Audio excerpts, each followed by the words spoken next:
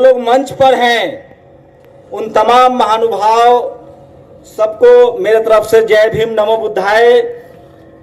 और वो सब लोग बहुत ज्ञानी हैं, अपने जीवन के उन्होंने अनुभव से सीखा है। वो तमाम लोग हैं, वो सब आपके सामने गुफ्तगू भी होंगे। मैं 5 मिनट का समय लूंगा और भंते जी का आशीर्वाद है मेरे ऊपर, उनकी कृपा दृष्टि करुणा है और मैं मीडिया का छात्र हूं तो उसी लिहाज से बात करूंगा।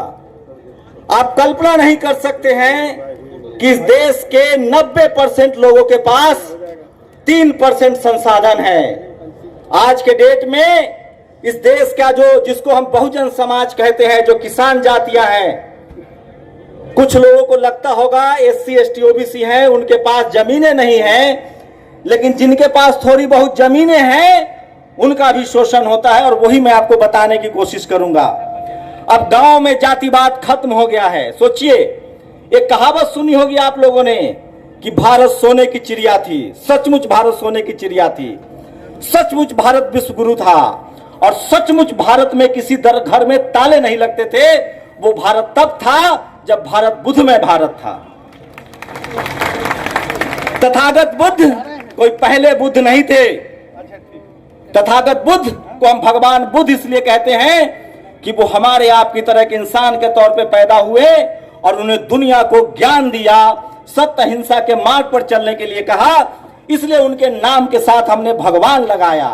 लेकिन सबसे पहले 2500 साल पहले इस धरती पर कोई वैज्ञानिक, सोशल साइंटिस्ट, समाज वैज्ञानिक पैदा हुआ तो वो तथागत बुद्ध थे, जिन्होंने कहा कि आपका कल्याण करने कोई नहीं आएगा, आपको अपना कल्याण करने के लिए खुद ही मार्ग बनाना पड़ेगा। मैं रास्ता बता सकता हूं, चलना आपको पड़ेगा। तो अगर आप भगवान बुद्ध की पूजा इसलिए करते हैं कि वो कोई पैसा, जमीन, संपत्ति दे देंगे, तो मेरे हिसाब से जितना मैंने बुद्धिज्म को पढ़ा है, आप गलतफहमी में है। बुद्ध ने कहा है कि जिस दिशा में आप प्रयास करोगे, जिस दिशा में सोचोगे, उसी दिशा में आपको सफलता मिलेगी और हर सफलता के लिए आप खुद जिम्मेदार हैं, लेकिन उसके लिए आपको माहौल और वातावरण बनाना पड़ेगा। आज न तो हमारे बीच बाबा साहब आएंगे, न तथागत बुद्ध आएंगे, लेकिन उनके विचार हमारे साथ है। और वो विचार क्या है?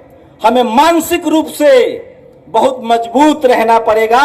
और सोचिए, अखंड भारत के निर्माता सम्राट अशोक के वंशज हैं हम। आज हर कोई कहता है कि भारत अखंड भारत बने, भारत विश्व गुरु बने, लेकिन भारत विश्व गुरु कब था? जब बुद्ध का भारत था। बुद्ध ने उस समय संघ बनाया, बड़े बड़े मठों के निर्माण किए। धरती के नीचे जहां भी खुदाई करेंगे तो आपके बौद्ध मठ मिलेंगे, बौद्ध विहार मिलेंगे।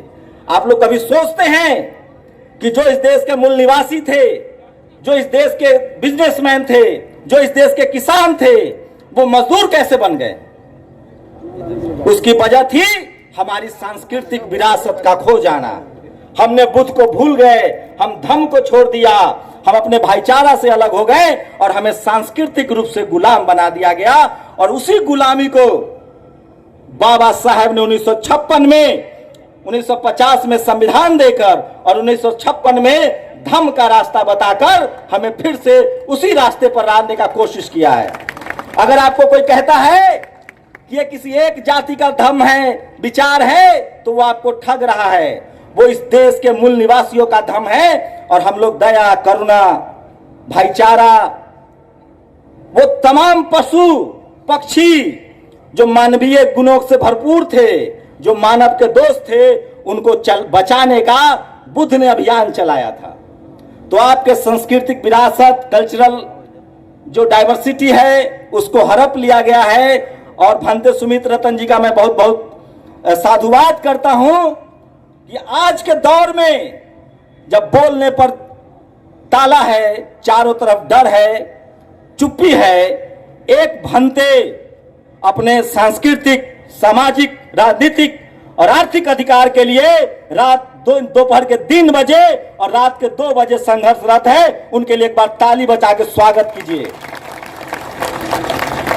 आपको गोरखपुर से सीखना पड़ेगा, इसी गोरखपुर से सीखना पड़ेगा आपको कहां जाने के लिए कहा जा रहा है और लोग संसद जा रहे हैं। आपकी ताकत संसद में है, संविधान में है, किताबों में है। और भंते सुमित रतन जी जैसे लोग जिस दिन हमारे भंते घरों से निकलकर सांस्कृतिक, राजनीतिक और आर्थिक बदलाव के लिए कोशिश करेंगे, तभी हमारा बदलाव होगा।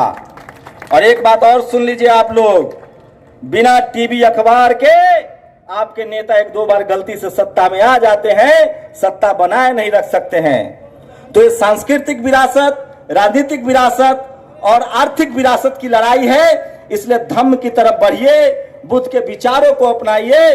और कोई गैर नहीं है, कोई दुश्मन नहीं है, हम सब अहिंसा के मानने वाले लोग हैं, धम्म को मानने वाले लोग हैं, इंसानियत को मानने वाले लोग हैं, पशु पक्षी नदी नाला से प्यार करने वाले लोग हैं। लेकिन हमें दुख तब होता है जब हम लोगों को मजदूर, लाचार और बेबस बना दिया गया है।